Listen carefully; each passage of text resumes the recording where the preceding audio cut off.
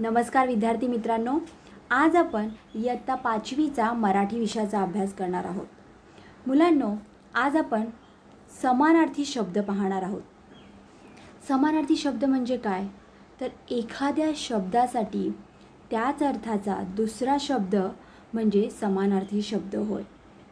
मुलांनो, तुम्ही इयत्ता 5वीमध्ये पाठामध्ये किंवा कवितेमध्ये जे शब्द वाचले आहेत, लिहिले आहेत, त्या शब्दांचे त्याच अर्थाचे सारख्याच अर्थाचे दुसरे शब्द म्हणजे समानार्थी शब्द होय. आणि हे समानार्थी शब्द तुम्हाला काही नवीन नाही आहेत. इयत्ता 3रीपासून तुम्ही हे समानार्थी शब्द प्रत्येक पाठाच्या मध्ये पाहत आलेले आहात आणि शिकत आलेला आहात. पाठामध्ये कवितेमध्ये वेगवेगळे शब्द येतात आणि त्या शब्दाचे सारख्या अर्थाचे आपण दुसरे शब्द पाहतो, त्याला समानार्थी शब्द असे म्हणतात. तर आज आपण इयत्ता 5वीमधली काही समानार्थी शब्द पाहणार आहोत. चला तर मग, इथे आता तुम्हाला काही शब्द दिसत आहेत आणि त्याच्या पुढे त्या शब्दांचे सारख्याच अर्थाचे म्हणजे समान अर्थाचे शब्द दिसत आहेत. म्हणजेच समानार्थी शब्द आता आपण हे पाहणार आहोत. मुलांनो, पहिला शब्द आहे घर. घर म्हणजे तुम्ही इंग्लिशमध्ये हाऊस असंही म्हणता. तर या घर या शब्दाचा समानार्थी शब्द आहे सदन, गृह. आता दुसरा शब्द आहे शेत. तुम्ही जर गावाला जात असाल, तुमची गावाला घरं असतील तर तुमची शेतही असतील, बरोबर की नाही? शेत म्हणजे काय? तर फार्म. तर शेत या शब्दाचा मराठीतून समानार्थी शब्द आहे शिवार. तिसरा शब्द आहे किनारा. तुम्हाला सगळ्यांना समुद्राचा किनारा माहितीच असेल. किनारा त्याचा समानार्थी शब्द आहेत काठ आणि तीर. बघा मुलांनो, काही शब्दांचे अनेक समानार्थी शब्द असतात. आता किनारा या शब्दाचा समानार्थी शब्द इकडे काठ आणि तीर असा आहे. चौथा आहे वाट. वाट या शब्दाचा समानार्थी शब्द आहे रस्ता आणि मार्ग. पाचवा आहे हाक.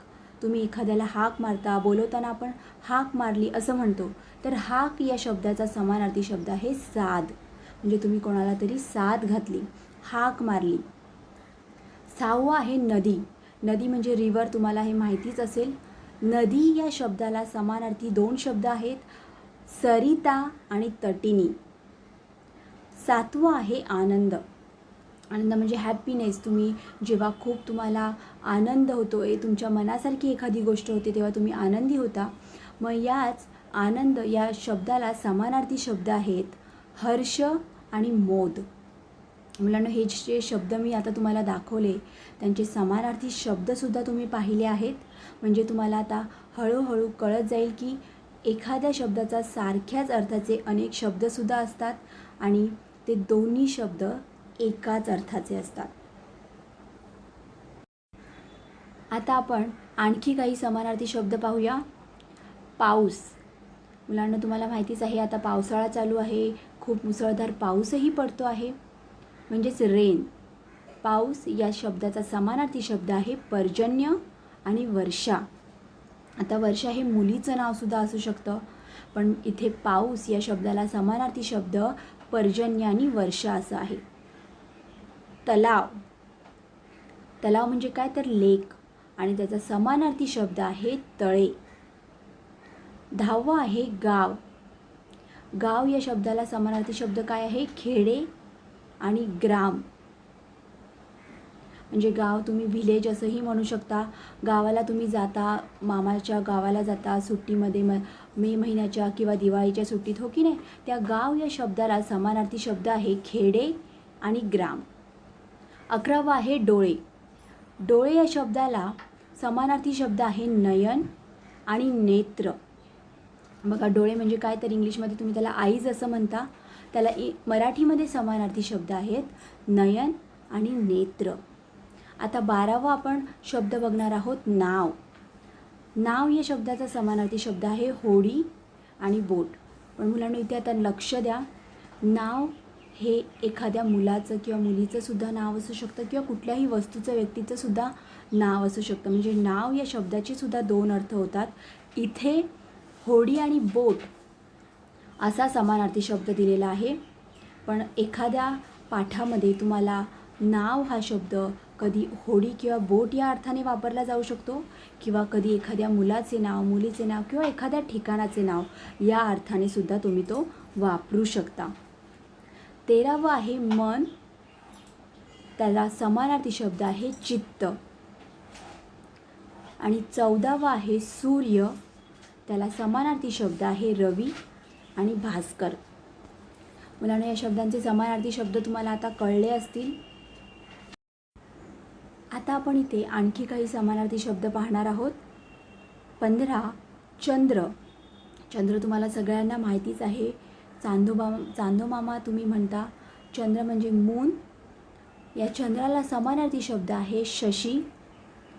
16वा आहे रंग म्हणजे कलर, त्याला समानार्थी शब्द आहे वर्ण. 17वा आहे फूल म्हणजे फ्लॉवर, त्याला समानार्थी शब्द आहेत सुमन आणि पुष्प. 18वा शब्द आहे गंध, त्याला समानार्थी शब्द आहे सुवास. बघा, फुलांचा खूप छान सुगंध येत असतो, आपण असं म्हणतो, तेव्हाच त्या गंध या शब्दाला सुवास असं नाव आहे. 19वा आहे नवे, त्याला समानार्थी शब्द आहे नवीन. म्हणजे आपला एखादी न्यू आपल्याला कपडे आणतो, वस्तू आणतो, तेव्हा त्याला आपण काय म्हणतो की नवे, नवीन. 20वा आहे झाड म्हणजे ट्री, त्याला समानार्थी शब्द आहेत वृक्ष आणि तरु. आणि 21वा आहे सावली म्हणजेच शॅडो, त्याला समानार्थी शब्द आहे छाया. आता आपण अजून काही समानार्थी शब्द इथे पाहणार आहोत. 22वा आहे माती. माती तुम्हाला माहितीच आहे सॉइल, त्याला समानार्थी शब्द आहे मृदा. 23वा आहे ढग. ढग म्हणजे काय तर क्लाउड्स, त्याला समानार्थी शब्द आहे मेघ आणि जलद. 24वा शब्द आहे मित्र, म्हणजे तुमचे अनेक मित्र असतील, फ्रेंड्स असतील, त्याला समानार्थी शब्द आहेत सखा, सवंगडी आणि दोस्त. 25वा शब्द आहे सण, म्हणजेच तुम्ही इंग्लिशमध्ये त्याला फेस्टिवल असंही म्हणता, त्याला समानार्थी शब्द आहे उत्सव. 26वा आहे दिन, म्हणजे तुम्ही डे असं इंग्लिशमध्येही म्हणता, त्याला समानार्थी शब्द आहे दिवस. 27 आई. आई या शब्दाचा अर्थ कोणाला माहिती नसेल असं कोणीही नाही आहे. आई आपण इंग्लिशमध्ये मदर, मम्मा असं तुम्ही अनेक नावाने आईला बोलवत असाल. तर आई या शब्दाचा समानार्थी शब्द आहे माता आणि जननी. 28वा आहे दार म्हणजेच डोर, आणि त्याचा समानार्थी शब्द आहे दरवाजा. मुलांनो, हे पण आपण काही समानार्थी शब्द इथे पाहिले आहेत. हे सारे शब्द तुमच्या पाठातून, कवितेतून किंवा रोजच्या जीवनातून तुमच्या बोलण्यात येत असतात. पण आपल्याला कधीकधी या शब्दांचे समानार्थी म्हणजे सारख्या अर्थाचे शब्द कधीकधी माहिती नसतात, पण आपल्या बोलण्यामध्ये सारखे एकच शब्द येत असतात. मात्र आता आज आपण जे समानार्थी शब्द पाहिले आहेत त्यावरून तुम्ही नक्कीच तुमच्या बोलण्यामध्ये, तुमच्या लिहिण्यामध्ये या शब्दांचा वापर करत चला. आता आपण अजून काही समानार्थी शब्द पाहूया. पाणी म्हणजे जल किंवा नीर. आता पाणी या शब्दाचं इंग्लिशमध्ये तुम्ही त्याला वॉटर असं म्हणता, त्याला मराठीतून जल आणि नीर असंही म्हणतात. 30 आहे पक्षी म्हणजेच बर्ड्स, त्याला समानार्थी शब्द आहेत खग आणि विहंग. 31वा आहे वारा. मुलांना, आपल्या आजूबाजूला खूप सोसाट्याचा वारा वाहतो पावसाळ्यात, तुम्हाला माहिती असेल, तुम्ही पाहिलाही असेल. त्या वारा या शब्दाला समानार्थी शब्द आहे पवन, हवा आणि वात. 32वा आहे वडील. वडील या शब्दाचा समानार्थी शब्द आहे जनक, आणि आईप्रमाणेच वडीलही हे तुमच्या अगदी जवळचे असतात. वडील याला इंग्रजी शब्द आहे फादर, आणि त्याला मराठीतून समानार्थी शब्द आहे जनक. 33वा आहे शाळा. मुलांना, तुम्ही आता सगळे शाळा खूप मिस करत असाल, स्कूलमध्ये जाणं अगदी खूप मिस करत असाल. तर या शाळा या शब्दाला इंग्रजीमध्ये स्कूल असं म्हणतात आणि मराठीमध्ये त्याचा समानार्थी शब्द आहे विद्यालय. 34वा शब्द आहे वीज. पावसाळ्यात तुम्हाला आकाशात अगदी कडाडून वीज चमकताना दिसते आणि तुम्ही घाबरतासुद्धा. ही जी लाईटनिंग होत असते, आपण पावसाळ्यात बोलतो की आकाशात लाईटनिंग होत आहे, म्हणजे त्या वीज या शब्दाला समानार्थी शब्द आहे विद्युत किंवा दामिनी. आणि 35वा शब्द आहे हात, म्हणजेच हँड. त्याला समानार्थी शब्द आहे कर आणि हस्त. मुलांना हे शब्दसुद्धा, या शब्दांना समानार्थी शब्द काय आहेत ते आपण पाहिले. त्यांना इंग्रजीमधूनही काय म्हणतात तोही अर्थ आपण पाहिला. त्यामुळे तुम्हाला जर हे शब्द कळत नसतील, तुम्हाला त्याचा मराठीतून अर्थ कळत नसेल, तर आपण इंग्रजीमधूनही त्याचा अर्थ पाहिलेला आहे. आणखी काही समानार्थी शब्द आपण आता इथे पाहूया. 36 नेहमी, म्हणजेच आपण असं इंग्लिशमध्ये म्हणतो की ऑलवेज. त्याला समानार्थी शब्द आहे सदा.